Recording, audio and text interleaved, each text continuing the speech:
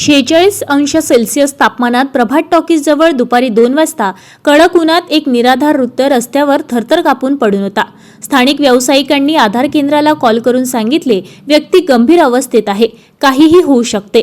माहिती मिळताच आधार केंद्राची टीम तात्काळ घटनास्थळी पोहोचली आणि त्या वृद्धाला सुरक्षितपणे केंद्रात आणले। केंद्रात आणल्यानंतर दिसले ते चित्र हेलावून टाकणारे होते। त्या व्यक्तीने कदाचित कित्येक वर्षापासून अंघोळ केली नव्हती, म्हणून अंगावर जवळपास 200 ग्रॅम मळ साचला होता। आधार केंद्राचे संचालक राजीव बसवनाथे, व्यवस्थापक ज्योती राठोड आणि काळजीवाहक रोहित घोंगडे यांनी कोणतीही अडचण न बाळगता त्या आजोबांना अंघोळ घातली, स्वच्छ कपडे दिले आणि आवश्यक ती काळजी घेतली। आता आजोबा स्वच्छ, टेन्शन फ्री आणि आनंदी दिसत आहे।